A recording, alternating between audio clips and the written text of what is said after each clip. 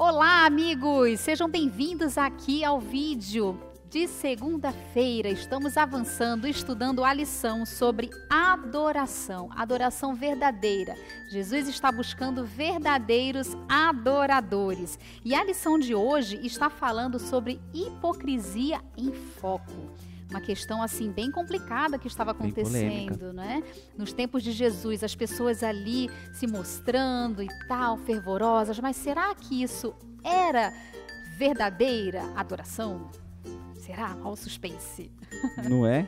Não é, Lu?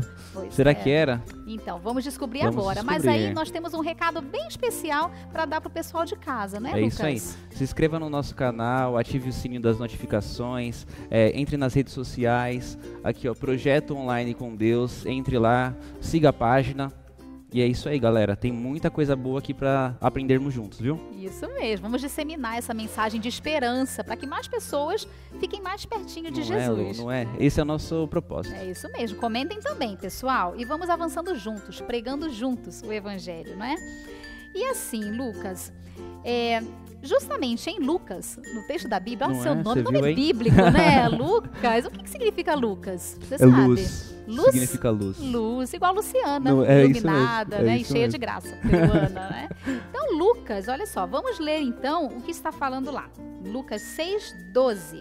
E diz assim: E aconteceu que naqueles dias ele subiu ao monte para orar, e ele passou a noite toda orando a Deus. Olha só. Jesus em um momento ali tira um momento para estar ligado ao Pai, né? É muito interessante isso, né? E como a tirinha da semana estava falando, se Deus, ele sentia a necessidade de estar em contato, estar em comunhão com Deus, buscando forças do Altíssimo, que dirá de nós. Não é? E ali, Jesus, ele passava a noite toda. E ele, nesse contexto, Lu, na sequência, ele iria escolher os 12 discípulos, né?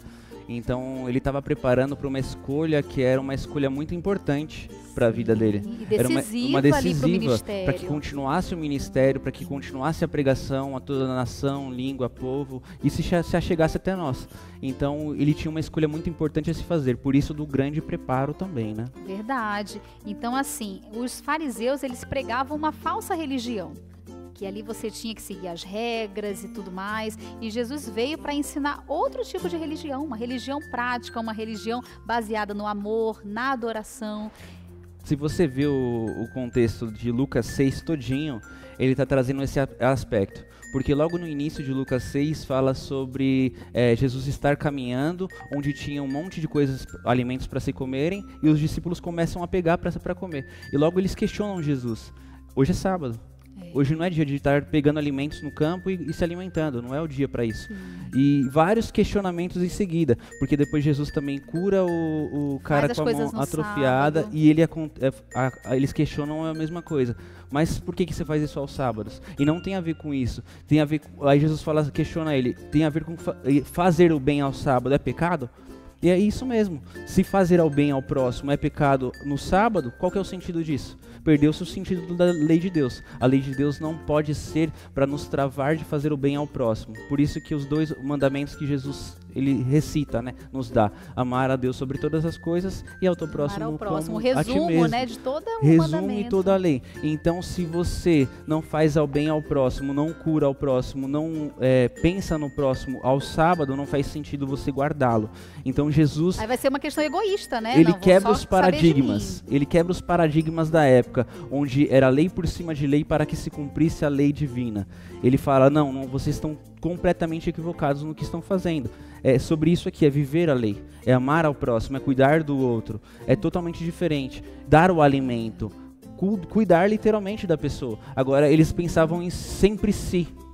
Era muito egocêntrico. Sim, a lei. Hipocrisia ali, né? Porque não faz sentido. Egocêntrica, porque sempre me privando de, às vezes, cuidar do próximo, sem sentido algum.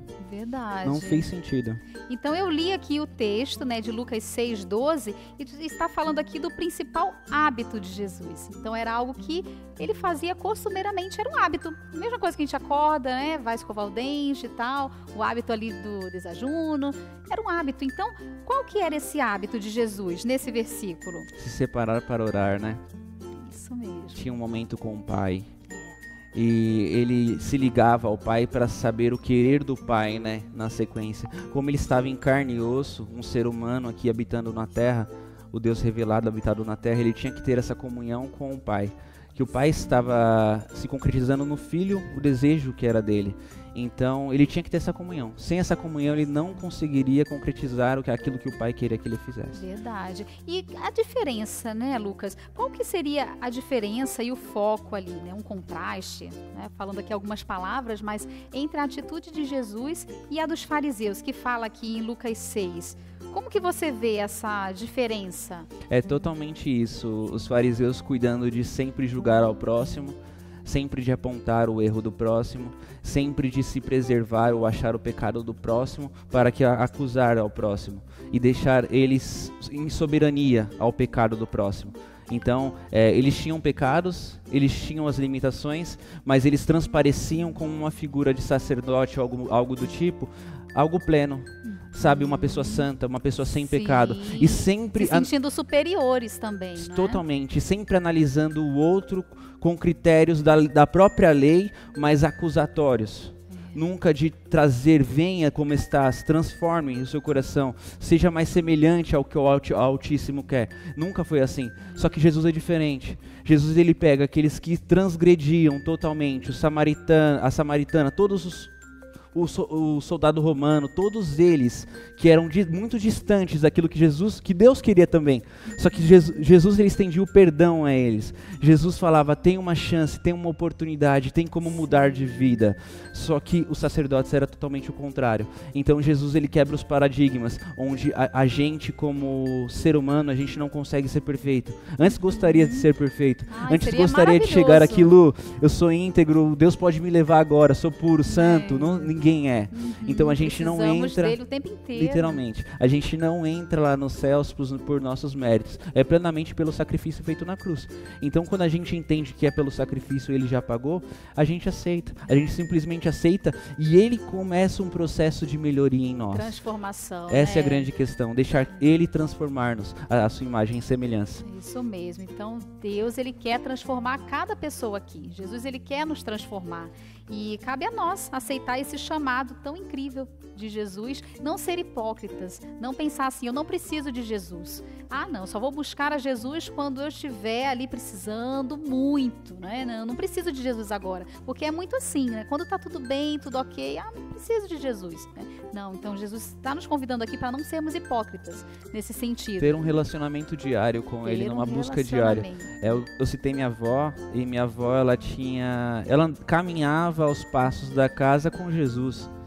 É impressionante isso. Por isso a comunhão é isso. Isso me impactava. Isso me impactava bem. Porque eu nunca tinha visto um amor daquele, entendeu? Antes, nunca vi. Eu acho que eu nunca vou ver.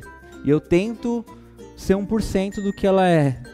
E é demais esse relacionamento, ela fazer o alimento, cuidar da casa, tudo, sempre e tendo a certeza ali. que ele está, entendeu? Da presença. Então faz com que a gente consiga ser mais reto, porque a gente sabe da presença, a gente tem essa consciência da presença dele, né? É diferente isso. Ai, que incrível isso, Lucas.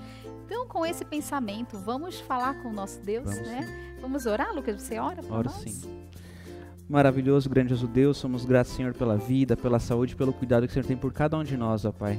Estamos discutindo, aprendendo mais sobre o amor de Jesus e a transformação que Ele faz em nossas vidas, ó Senhor. Perdoe nossos pecados, iniquidades e falhas, pois somos pecadores e carecemos das misericórdias vindas do céu, ó Pai. Ensina-nos, Pai, a ser mais semelhantes a Ti, ó Senhor. Purifica-nos e faz-nos a Sua imagem e semelhança. Por Jesus assim pedimos. Amém. Amém. Muito bom, pessoal. Então terminamos assim o vídeo de hoje, esse momento do estudo da lição, e te esperamos aqui amanhã. Até o próximo vídeo.